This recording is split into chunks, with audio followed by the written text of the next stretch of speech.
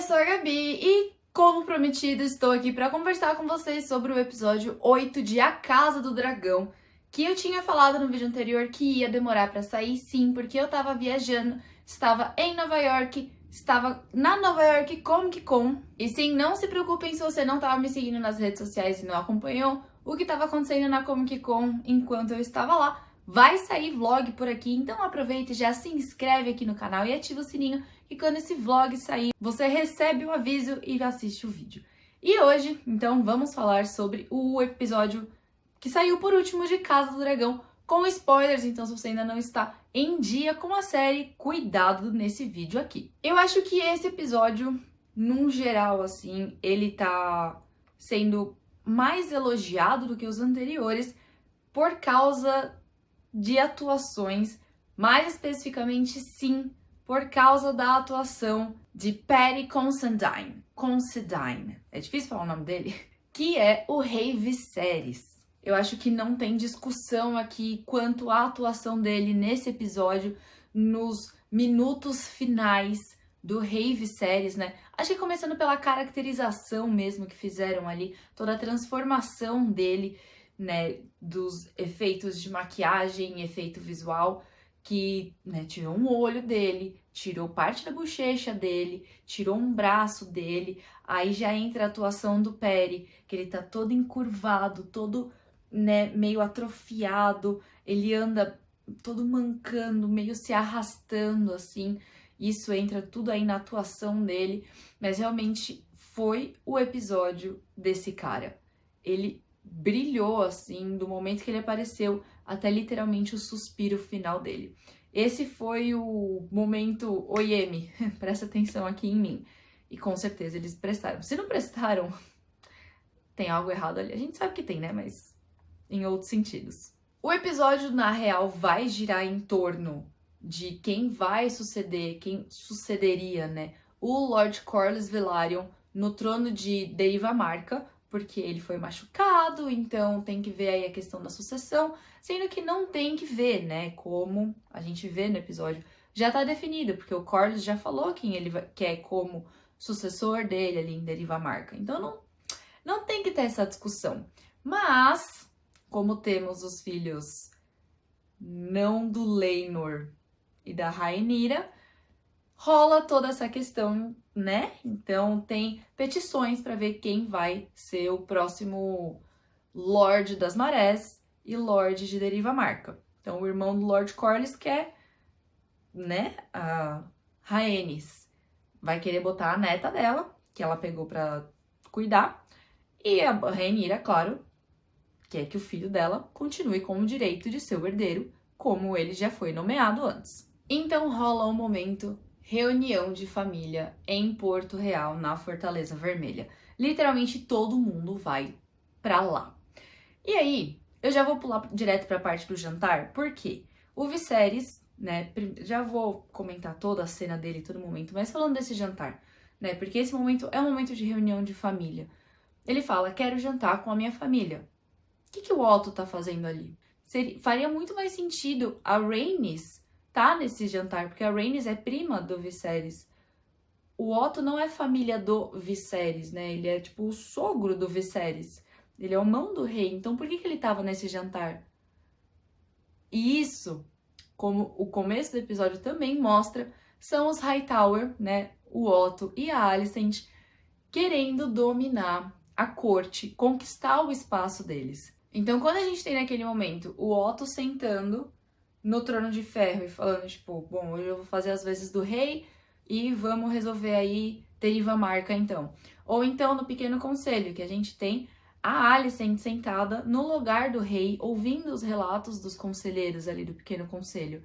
A gente vê que eles estão realmente manipulando as coisas. A própria Rhaenyra fala, eu não tô me sentindo em casa aqui, porque a vaca do 7 mudou tudo ali. Fez aquele lugar o lugar dela.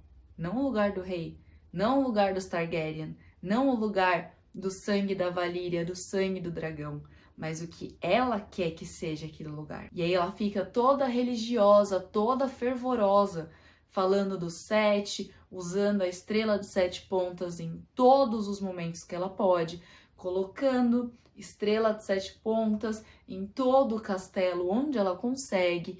Então tá rolando essa movimentação deles aí de dominar a Fortaleza Vermelha, de dominar Westeros. E não tá sendo um movimento nada sutil, né? Em 6 anos, se for pensar, é um salto temporal grande, mas não tanto assim, que a gente já teve saltos de 10, né? Mas em 6 anos que a Rhaenyra ficou fora de Porto Real, a Alicent mudou tudo ali, a Alicent e o pai dela. É do jeito deles, como eles querem, como eles estão organizando pra fazer. Tanto que quando o Viserys fala, aí esse momento foi tudo pra mim. Que ele fala pro Otto, né, eu quero jantar com a minha família. E o Otto, tá bom, jantarzinho em família. E ele não esperava que o rei fosse aparecer ali na audiência. Porque, apesar de todo o leite de papoula que estavam enfiando no velho, ele ouviu a filha dele. Vamos combinar aqui, né? Pai do ano. Defendendo a Rhaenyra literalmente até o último suspiro dele. Quando ela vai lá na noite anterior e fala, você tem que me defender. Você tem que lutar por mim. Porque você me colocou nisso daqui, então eu preciso de você agora. Ele tava dormindo, drogado, dopado, mas ele tava ali. Ele ouviu as súplicas da filha dele, as súplicas do que resta do amor da vida dele, da Aemma, aqui em Westeros. O que tá vivo da Aemma tava ali pedindo ajuda para ele, e ele atendeu esse pedido. E esse momento, assim, foi tão emocionante. E aí, pra coroar de vez, literalmente, esse momento todo, o Otto tá lá sentadinho no trono, tipo, agora que eu estou reinando, vamos ouvir. E do nada, abrem as portas. Rei Viserys, o primeiro de seu nome, rei dos 7 reinos, dos Ândalos e dos Rhoynares, e os... Foi subindo assim, um arrepio todinho, subiu aqui pela coluna, na ponta do dedo, até os cabelinhos aqui em cima. E a música cresce naquela caminhada lenta, naquela caminhada arrastada dele. A montagem dessa cena é uma coisa digna de, assim, melhor episódio da temporada por causa dessa cena, com certeza. Então, e você vê todo o clima da série. Você vê, tipo, o rosto da Rhaenyra se iluminando de, tipo, meu pai ainda tá aqui. Meu pai ainda tá comigo. E aí você vê os Hightowers se olhando desesperados de, tipo, e o nosso plano agora, como fica? E você vê todo o resto da corte de, tipo, olha o estado do rei.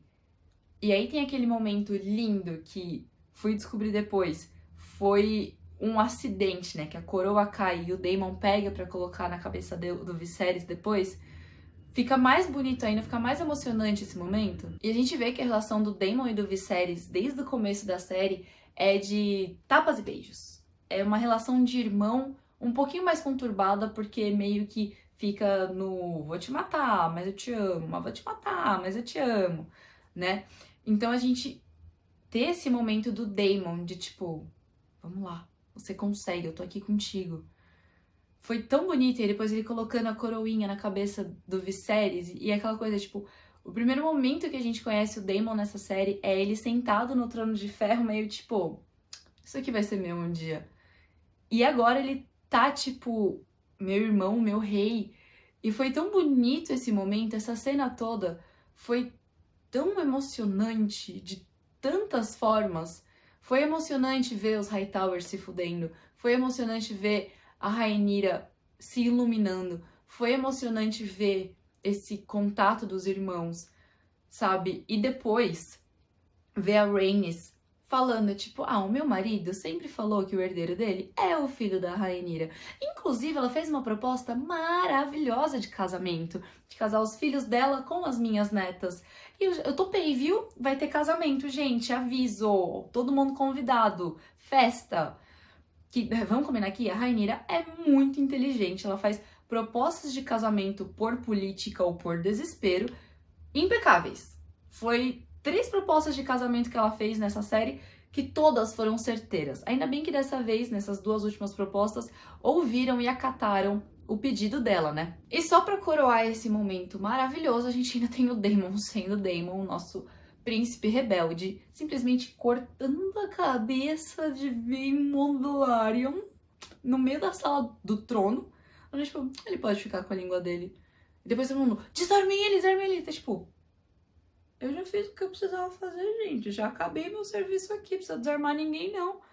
Porque se chega no ponto que o rei saca a adaguinha dele, é porque o bagulho ficou muito feio. E o cara tava literalmente gritando. A sua filha é uma puta, a herdeira ao trono é uma vagabunda, que tem filhos bastardos. Assim, isso pra dizer o mínimo é traição. Tirando o desrespeito, o machismo e todas as coisas horríveis que um homem pode dizer pra uma mulher. Pra Rhaenyra, no caso, né? Que não é só uma mulher nesse sentido, ela é herdeira ao trono, ela é princesa, filha do rei. Então, assim, achei foi pouco a morte dele, tá? Morreu muito rápido, tinha que sofrer mais. Que eu tô virando Daemon, seguidora dele. Falando em seguidores do Daemon, né? Temos aí o Aemond, que é claramente um... Posso copiar a sua lição de casa? Pode, só não faz igual. Olharam pro Daemon e quiseram fazer um Aemond, né? Da mesma coisa, mesmo corte de cabelo, mesma marra de querer ser, tipo, um bad boy. Querido, você pode tentar. Você nunca vai ser o Daemon. Nunca. Tente, mas não vai rolar. Esse personagem, eu tava falando pros meus amigos, é um personagem que eu tô prontíssima pra amar, odiar ele. Porque ele, que eu tô vendo, né, não vai ser um sociopata, não vai ser um psicopata estilo Joffrey Ramsay, que a gente só odeia. Mas eu vou odiar ele e eu vou amar odiar ele. E eu tô gostando desse sass, assim, dessa... que o ator tá dando pro Aemond. Muito diferente do irmão dele, o Aegon, que é apenas um bosta de um estuprador e que eu tô pronta pra apenas odiar e odiar com muito ódio. A cena, inclusive, me deixou incomodadíssima. Eu acho que seria legal ter um avisinho ali, um gatilhinho antes desse episódio, porque eu sei que Game of Thrones, House of the Dragon tem muitas coisas, né? Mas estupro é muito delicado. Então eu acho que rolaria ali um... Cuidado, hein, gente? Cuidado com esse episódio aqui, tá? Você que pode ter alguma crise vendo isso. Aquela cena foi muito desesperadora. A menina chorando, agoniada, sabe? E ao mesmo tempo que eu comecei gostando muito do discurso da Alicent, de tipo, o que aconteceu? Me conta, eu acredito em você. Ela só deixa a menina mais desesperada ainda depois, sabe? Então, assim, ela não consegue dar uma dentro. Quando ela começa a acertar, ela piora depois. Eu entendo que ela é a rainha, que ela tem que fazer aquele papel, mas... Vaca. Sabe, um pouquinho de empatia. A menina acabou de ser estuprada. Pelo seu filho. E ele é simplesmente um bosta. Esse personagem, pra mim, assim, no meu sentimento a personagens, vai seguir numa linha Joffrey, vai seguir numa linha Ramsay Bolton, que eu vou só odiar. Odiar com muito ódio. O Aemond eu posso até, tipo... Mas o Aegon sem condições. Inclusive, né, Aegon é o grande problema, o nome Aegon, porque no último suspiro do Viserys, ele tá falando com a Rhaenyra na cabeça dele, né, mas tá dopado de leite de papoula, então ele acha que tá falando com a filha dele, quando tá falando com a Alicent, e acaba falando da profecia, que acredita na profecia e acredita que ela é o príncipe prometido, e a Alicent simplesmente ouve: Aegon, príncipe prometido, faça o que tem que fazer. Ela fica tipo, pode deixar meu rei, nosso filho vai pro trono. Não era isso. É o que eu falei, o Viserys literalmente acreditou, defendeu e protegeu a Rhaenyra até o último suspiro dele.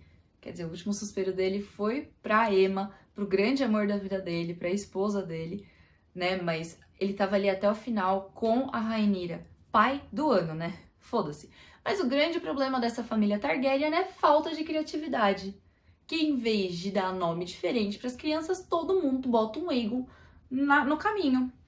E aí você fala, Aegon, 15 pessoas olham para você? Eu vou falar que eu vivi isso na minha vida, tá? Porque eu era de um grupo onde tinham 5 Gabis. Não era fácil. Então, assim, eu entendo o erro acontecendo ali. Mas não dá para jogar na culpa de um moribundo. Moribundo. Vocês entenderam. Eu não sei qual que é o certo dessa palavra.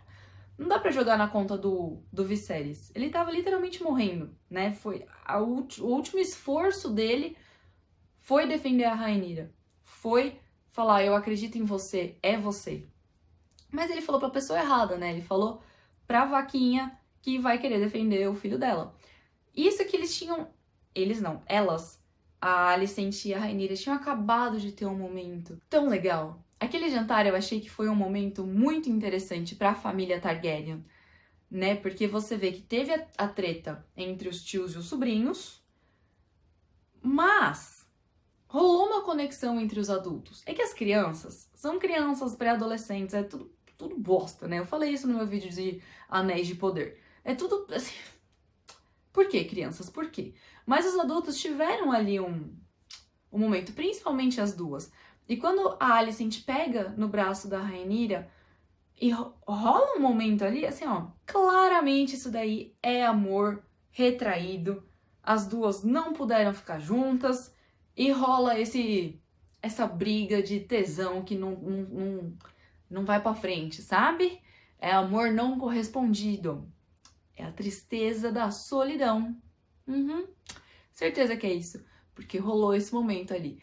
Se a Emily e a Millie faziam isso com as personagens jovens, a Olivia e Emma Darcy também estão fazendo isso com os personagens mais velhos. Eu vi isso acontecendo. Ainda que a Alicent pega ali na cicatriz que a Rhaenyra tem, que a própria Alicent fez nela, né, no episódio passado. Então, assim, rolou esse momento. Ainda existe uma química muito forte entre as duas nessa série. Bom, e a última coisa que eu tenho pra comentar sobre o episódio é um pequeno foreshadow que rolou ali, né? Não é da Helena, porque tudo que ela fala é um mini foreshadow, né? Mas é de quando eles apresentam, a Rhaenyra e o Daemon apresentam o Baby Viserys, que o Viserys, o rei, responde pra ela, tipo, ai, Viserys, que nome bonito, é um nome de rei. E isso é um foreshadow, porque esse Viserys vai assumir o trono, ele é o Viserys II. Então, sim, temos aí um dos nossos reis do futuro pós-Dança dos Dragões. E só pra falar mais uma frase muito incrível que o Viserys falou nesse episódio, é quando ele vira e o Otto tá falando assim, ai, vamos dar leite de papoula pra você ali. Não posso nevoar minha mente, tenho que pôr tudo em ordem. Ou seja, ele sabia que ele ia morrer, assim, muito em breve.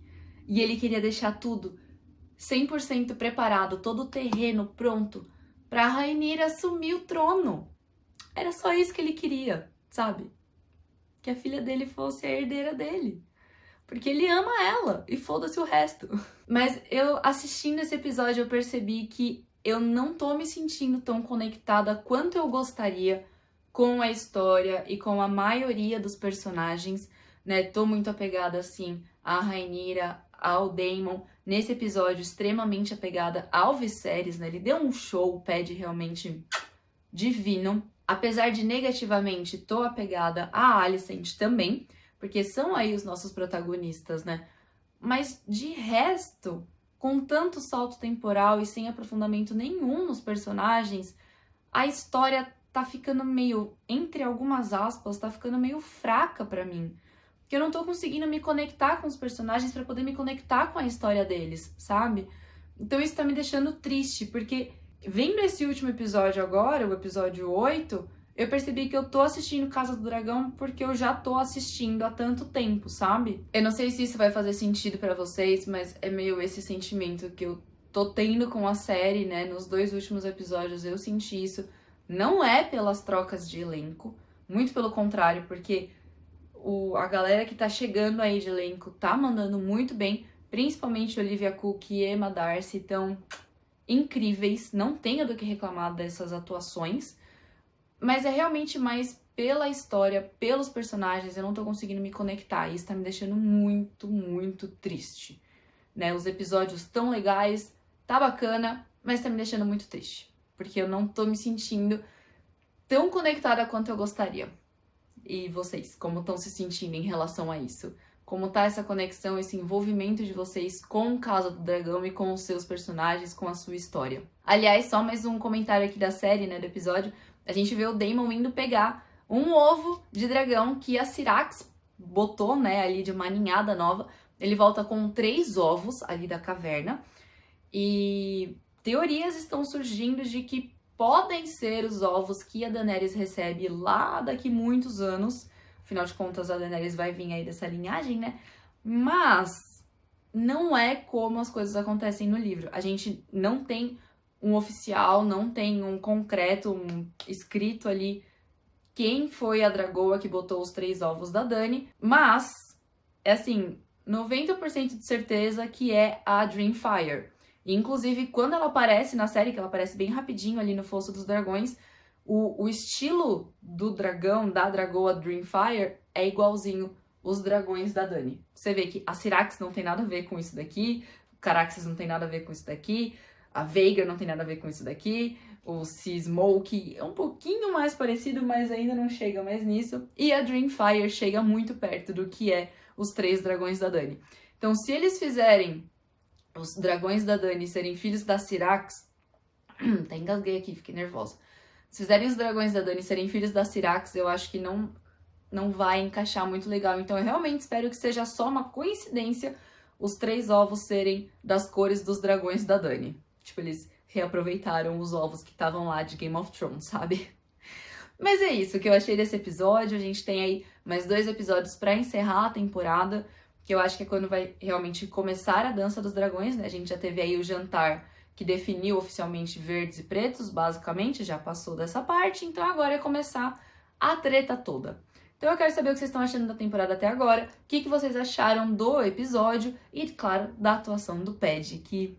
perfeita, né? Então não esquece de se inscrever aqui no canal e ativar o sininho para receber notificação sempre que tiver vídeo novo. Deixa seu like aqui nesse vídeo porque me ajuda muito. Compartilha esse vídeo com seus amigos. Um beijo e até a próxima!